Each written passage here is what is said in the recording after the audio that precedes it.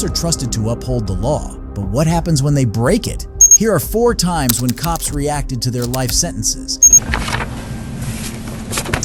All right, the verdicts seem to be in proper order. This is in the District Court of Oklahoma County, State of Oklahoma, the State of Oklahoma versus Daniel K. Holtzclaw, case number CF 2014-5869. Verdict, count 1, sexual battery. We, the jury, impaneled and sworn in the above entitled cause, do upon our oaths find as follows. Defendant is guilty of the crime of sexual battery and set punishment at 8 years. This is former Officer Daniel Holtzclaw from the Oklahoma Police Department. On December 11th, 2015, Mr. Holtzclaw showed up at court to listen to the verdict on the charges he faced regarding 13 rapes. Mr. Holtzclaw was 29 years old at the time of the hearing. His father, Eric Holtzclaw, has served the Enid Police Department as a police officer too. Mr. Daniel Holtzclaw had aspirations to become a football player, however. After being unsuccessful in that, he decided to join the Oklahoma Police Department. Since his joining, he hasn't had a good profile as a police officer. Watch how the hearing goes when the judge announces the verdicts of the charges filed against him. All right, the verdicts seem to be in proper order. This is in the District Court of Oklahoma County, State of Oklahoma, the State of Oklahoma versus Daniel K. Holtzclaw, case number CF 2014-5869. Verdict, count 1, sexual battery. We, the jury, impaneled and sworn in the above entitled cause, do upon our oaths find as follows. Defendant is guilty of the crime of sexual battery and set punishment at 8 years.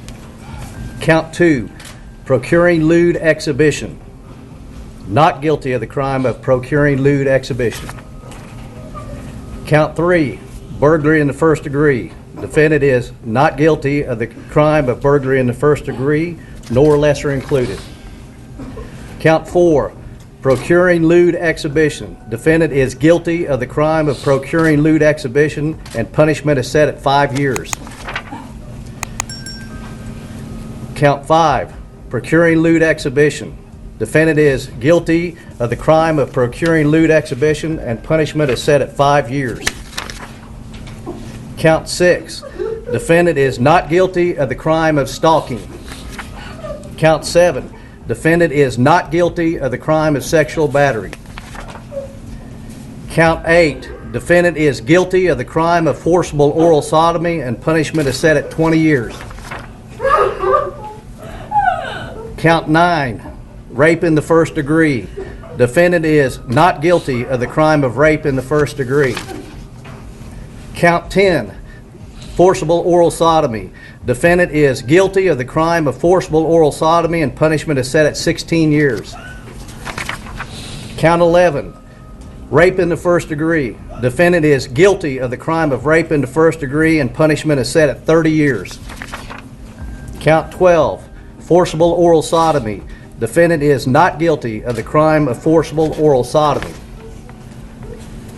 Count 13, sexual battery. Defendant is guilty of the crime of sexual battery, and punishment is set at 8 years.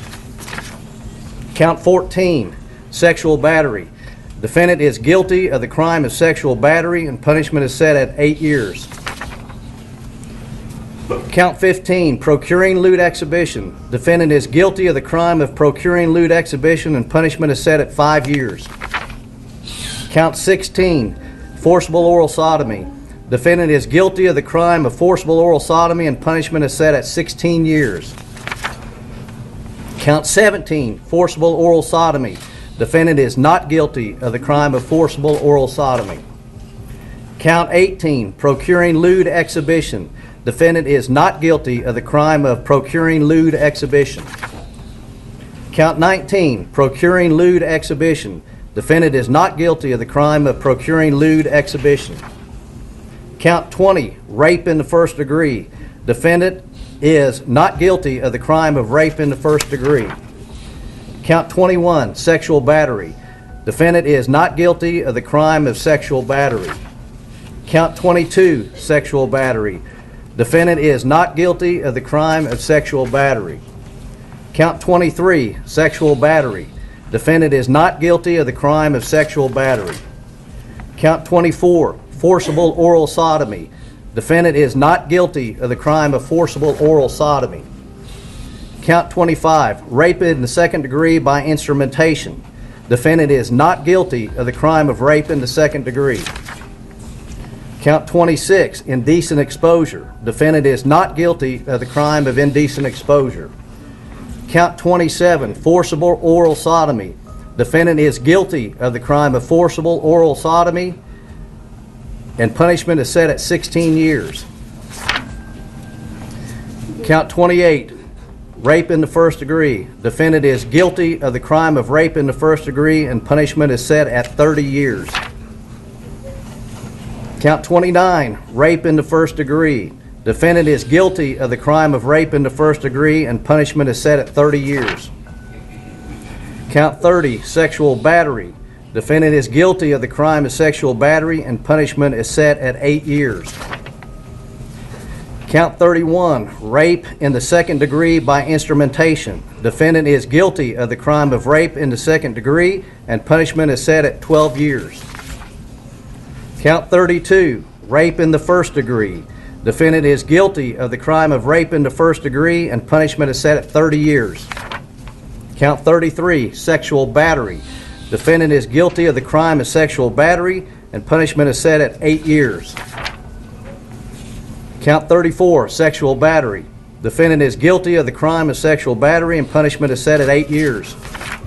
Count 35, defendant procuring lewd exhibition. Defendant is not guilty of the crime of procuring lewd exhibition.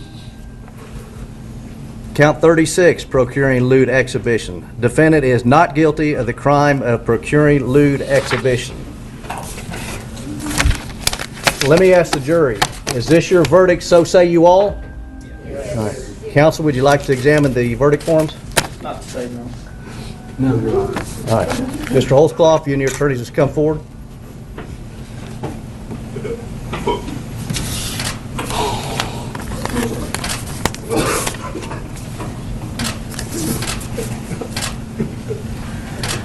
Mr. Holtzclaw, this jury finds you guilty of the various counts.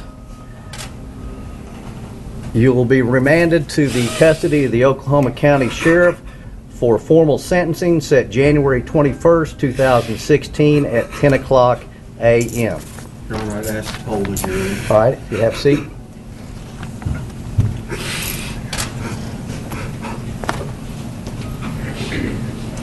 Mr. Holtzclaw was in tears after hearing the verdict against him. The judge announced 263 years of prison and found him guilty on 18 charges.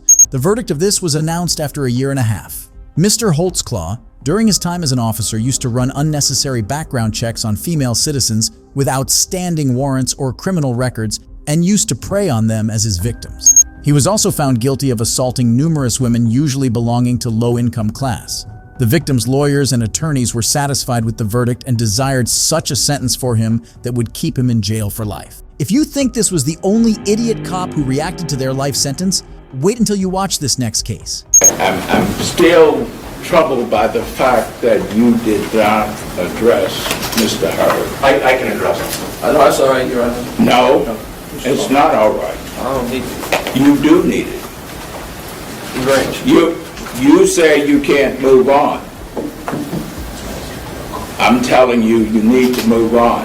This is former Officer Michael Amiot from the Euclid Police Department. On March 31st, 2023, Mr. Amiot came to the court to hear the verdict on a 2017 case where he was charged with assault and interfering with civil rights during a traffic stop. After the traffic stop, Amiot was suspended for 45 days, after which Euclid Mayor Kirsten Holtzheimer Gale fired him from the police force. However, an independent arbitrator reinstated him in 2018. In August 2019, Amiot was arrested and charged in Euclid Municipal Court following further investigation into the incident. He was convicted of assault and interfering with civil rights in July 2022 and was later sentenced to 1 year of non-reporting community control. On March 31st, 2023, after almost 8 months of being found guilty, Mr. Amiot is back in court for his sentencing. Watch how he reacts when the verdict is announced. Your comments with respect to the things the court is required to take a look at in imposing a sentence. Based upon the evidence presented and the pre-sentence investigation. The court at this time will impose a sentence of 90 days,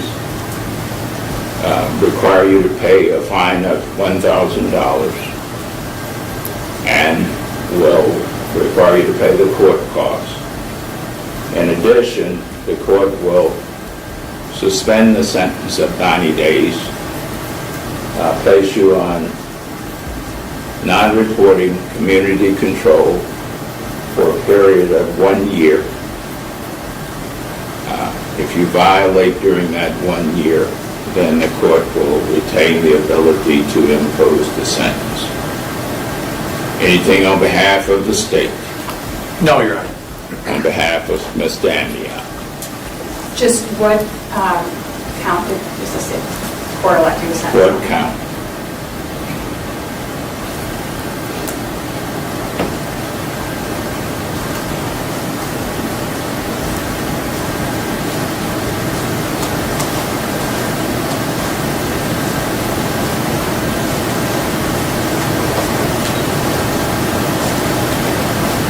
While Mr. Hubbard's rights were violated, and the officer, as an officer, he used his authority to do that.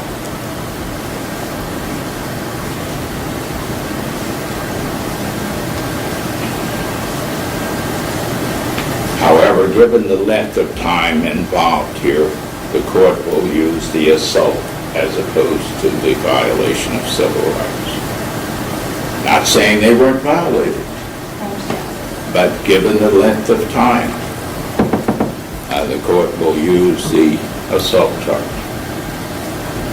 Anything else? No, thank you, Your Honor. That's all. Good luck to you, sir. Thank you. I'm still troubled by the fact that you did not address Mr. Hubbard. I can address it. No, that's all right, Your Honor. No, it's not all right. I don't need to. You do need it. Range. You say you can't move on. I'm telling you, you need to move on. Not easy. Life is not easy. But as long as you let that handicap you, he has control. As long as it handicaps you, he has control. You make that decision, sir. Do you want him controlling, or this situation to control you? No.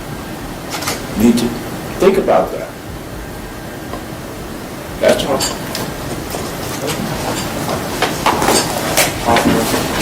All rise. Court is now adjourned. You all do what you want to do.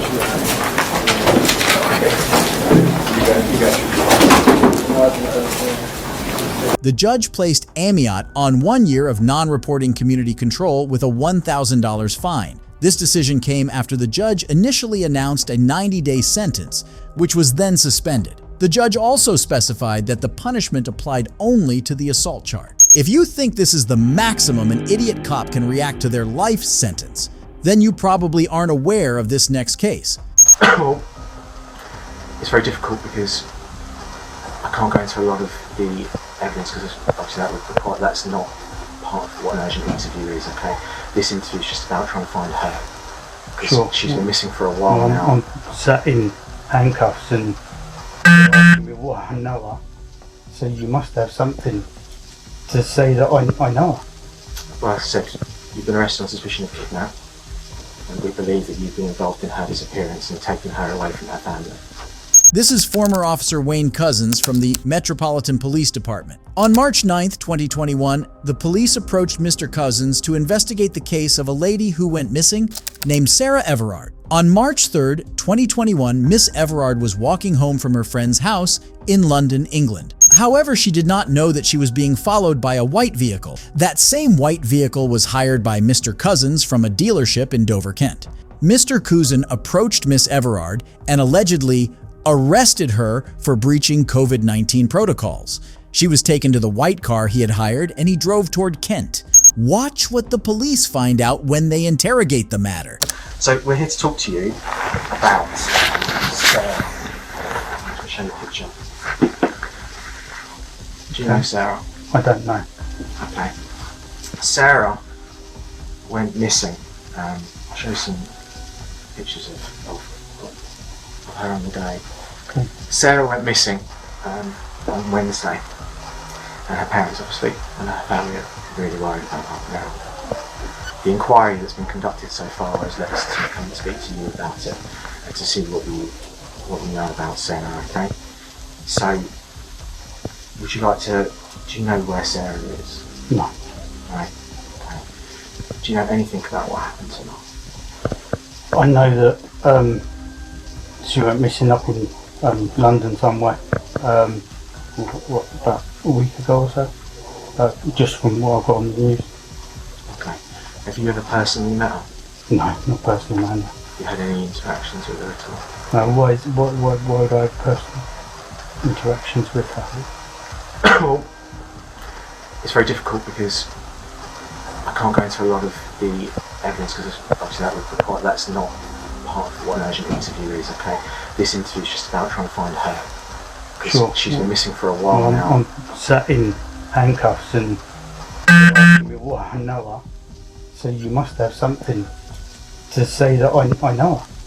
Well, as I said, you've been arrested on suspicion of kidnap, and we believe that you've been involved in her disappearance and taking her away from her family. Okay. So we are trying to find her. Obviously, everybody is very worried about her. She's got, parents. She's got, she's got siblings.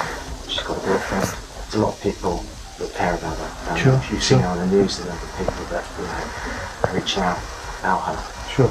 out there looking for her every day, and she's missing. And our job, our primary job here, is to find her and to try and find her safe and well. Okay. Now, we believe that you know something about where she is, and that's why we're here, to look for her and to try and find her. And that's why we're talking to you now, is to try and get you to have a good think about it and tell us anything you can about whether or not you're to find her. Okay. Well, I am in financial, and I've been lent on by I don't know who they are. They're a group, a gang, whatever. And they told me, right, I need to go and pick up girls and give them to them. So I said, not happening. And it then came through that they're gonna harm my family, take them away, and they'll use them instead. At that point I had no option to try and find somebody. So I don't, there's a couple of names. I was told a place to take her. That's it. That is all I know. And to this group of people. Tell me about them. I need to find her. Tell me everything you know that I hope that you'll help me There find. was a white Sprinter van. They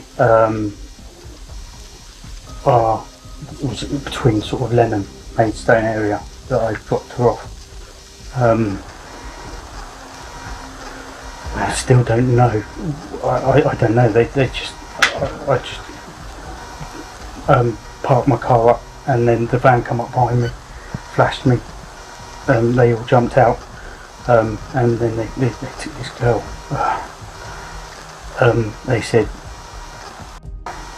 They said, you've done good, and I don't know whether my family's going to be alright still. But they threatened to take my family away from me. So at that point, I'm doing what I can to protect my family. That's it. So all I know is that it was a roundabout. We could drive there now. I could show you. But roughly, I don't know Lenham, Maidstone area at all. You did it on Google If we did it on Google Maps, like Google Earth, if we drove it, would Right. you be able to do it? I drove from Ashford to Maidstone. Yeah. Okay. Yeah. There's a roundabout that breaks up, I guess. So this is the first big roundabout that you come to. And you would carry straight over to Maidstone, but instead I went round that roundabout and back up another road. And at that point, I was flashed and pulled over. You guys got out, opened my door, opened that door, pushed me out against the front of the car, took the girl, drove off. That's it. They said we'll be in touch. So I'm here. I'm off work with stress because I'm here to protect my family. I want to be here 24/7 for my family. They come from my family. I've got nothing myself. I've got no choice. I'll go back through the route with you in a minute, alright? But how do they contact you? How did you contact them? I tried to take over on one of their call girls and rip her off. So she's told them, and they've got me. So How do they, no, but how do they contact you? How is it they've been in contact with you to make these threats? they just tell me, be here. So Hotel Burston down in Folkestone, got to be here. Okay, so I turned up.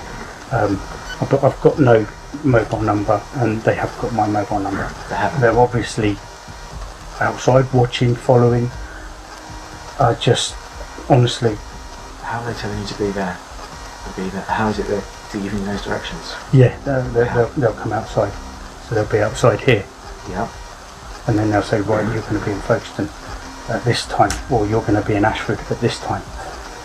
That's it. There's no links, no telephone numbers. I'm completely on my own, but at the same time being threatened. It had Romanian plates on the van. Mr. Cousins was captured by several camera footage across town buying some bags and filling gas in the car. Initially, he claimed that he was being burdened by a gang in Eastern Europe to kidnap Miss Everard because he needed money. Miss Everard was sexually assaulted and was strangled to death. Her body was burnt and her remains were dumped somewhere in a pond near Ashford, Kent. Mr. Cousins gave the interview handcuffed the entire time. Initially, he denied any involvement in this missing case. However, the cops knew that he was the last person Miss Everard met. Mr. Cousins was given life imprisonment by the court. If you think this was the last cop who reacted to their life sentence, then you probably haven't heard of this next case. I've been told that I have PTSD, depression, but not that I am. No, I don't think that I have anything wrong with me at Are you this currently time. receiving any treatment for any sort of mental disorder or condition? Depression, anxiety. Are you currently taking any medication for depression and anxiety? Yes, I am. This is former Sheriff Todd Pate from the Breckinridge County Sheriff's Office. On March 12, 2020, Mr. Pate was in court to attend a plea hearing. Mr. Pate was reportedly involved in a car crash in March of 2019 and had injured another driver with whom his vehicle collided. Mr. Pate was allegedly found drunk after the accident and was arrested and now facing the court. He was charged with 5 felonies and a second DUI charge. Mr. Pate was there in the hearing to change his plea from not guilty to guilty. Doing this would have enabled him to serve a lesser tenure in prison, minimizing it to several days from a year. To do this, he had to speak these words to the judge. Watch what he is about to do. That my client, as the day approaches, is just apprehensive, and we had to talk through some things. Are we ready to get on the record this time? I think so. We still need to sign those other papers. Okay, all right. And so let's get on the record first. All right. Mr. Pate, if you want to stand up there with your client, I'm sorry, with your attorney. We're on the record in 19 CR 44, Commonwealth of Kentucky versus Jerome T. Pate. We're here this afternoon. Initially, it was set as a pretrial conference that was continued from a January pretrial conference, the purpose of which was to further address pending motions, including motion to transfer venue and also then to get this matter set for trial. The court has subsequently been advised that the attorneys have negotiated a resolution of this case on guilty plea. It is further my understanding that the terms of that plea have been fully discussed with, is that your phone, Mr. Page? Yes, it is. You need to put it away. Okay. I was just, You need to put it away. Okay. Yeah. Has been fully discussed with the victims in this case, and that the terms have been, had previously been agreed to by Mr. Pate. At this time, Mr. Vowles, does it remain your client's intent to enter a guilty plea here today? I think you better ask him that question. Mr. Pate, if you'll raise your right hand to be sworn, please. Do you swear or affirm that the testimony you're about to give will be the truth, so help you God? Yes, I do. State your name, please. Jerome Todd Pate. And Mr. Pate, what is the last 4 digits of your Social Security number? 1120. And what is your date of birth? It's October 15th, 1969. Have you ever been told that you suffer from any mental illness or condition that affects your ability to think or to reason? I've been told that I have PTSD, Are you depression, currently but not that I am, no, I don't think that I have anything wrong with me at Are you this currently time. receiving any treatment for any sort of mental disorder or condition? Depression, anxiety. Are you currently taking any medication for depression and anxiety? Yes, I am. All right, and have you taken that medication as prescribed? Yes. Are you under the influence of any other drugs or alcohol today? No, ma'am. Have you taken any over-the-counter medication that contains codeine, antihistamine, or any other substance that would affect your ability to think clearly? No, ma'am. At this time, is it your desire to change your plea from not guilty to guilty? Do I have to answer that yes or no, or can I make somewhat of a statement? That's That is a yes or no answer, sir.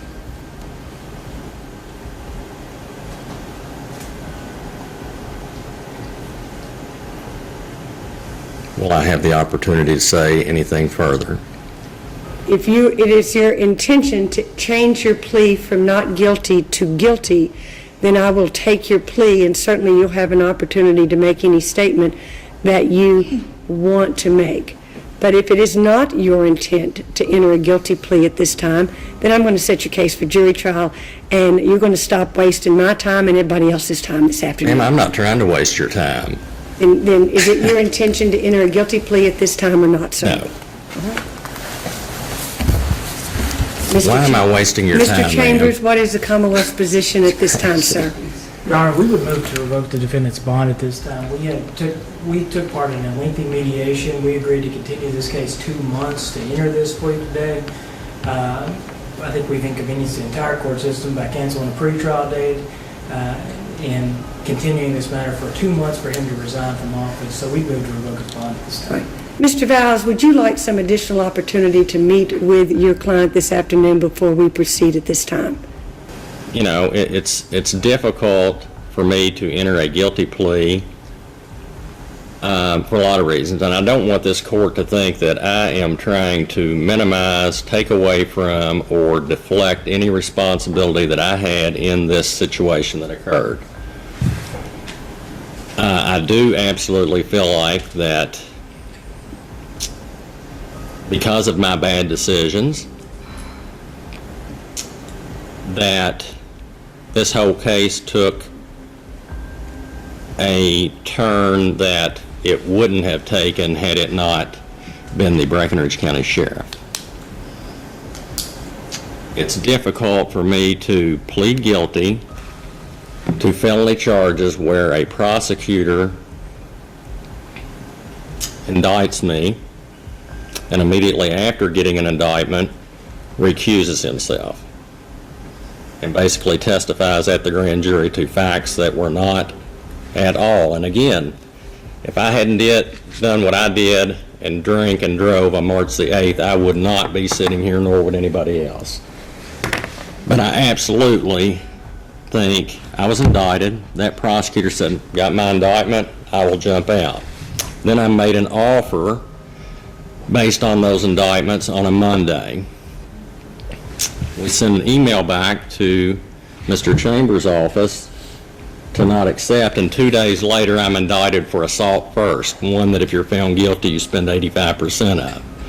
This was never an assault first case, should have never been an assault first case, but it became that, and it became that to push me in a direction to take a plea. I'm willing to take a plea, but I now understand how some people feel.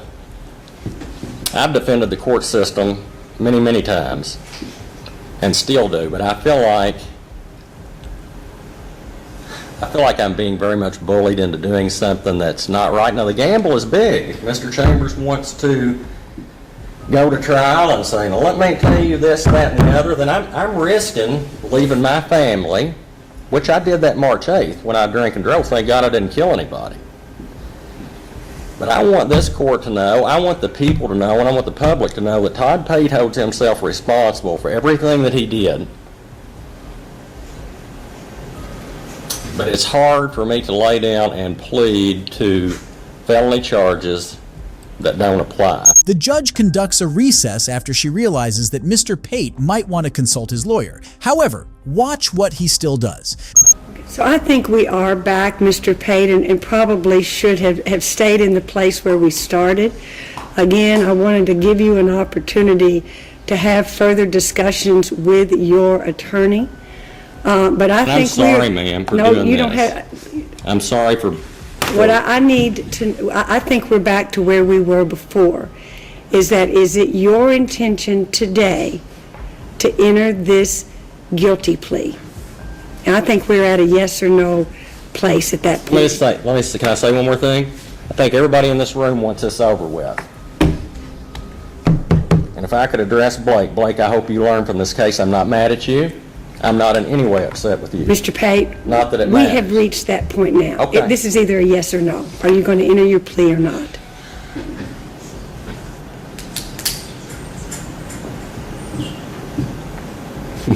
I guess everybody thinks it's funny. Well, certainly not the people who I think are here with you today, Mr. No, they don't. I've broken everybody's heart. But it's hard for me when I see Mr. Chambers sitting over there smiling. Let me just plea and get it over with for everybody. Plea to something that I absolutely do not feel good about, but I don't want you to try to send me to the penitentiary for years and years. If you can sleep with it, I can sleep with it. Okay. And this is probably I think unusual, we're done. but At let's this do point in it. time, I think we're done. And so let me tell you where I think we are today, is that we have executed plea documents. Whether or not Mr. Pate has the right to withdraw his plea now that he's executed those plea documents remain to be seen. And at this juncture, this court could not, based on these preliminary statements that Mr. Pate has made, make a finding that this plea is knowingly, voluntarily, and intelligently made. Where I think we are today is that on the one hand, the Commonwealth can, if chooses to do so, to enforce the terms of this agreement based on the execution. Mr. Pate, I'm talking at this point in time. Okay, I'm sorry. Sorry. At this point in time, I'm going to sustain the Commonwealth's motion to revoke his bond. He's going to be taken into custody today. We will come back for further hearing as to whether or not to go forward with this plea or to set this case for trial, and I will look at additional conditions with respect to his bond at that time.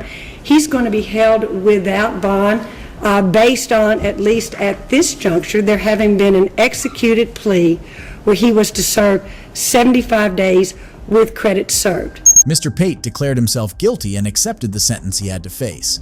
He was arrested by the court and taken to jail. It is saddening to find out cops are being sentenced for the crimes they commit under the shadow of the law. If you enjoyed this video, be sure to drop a like and subscribe for more. Goodbye.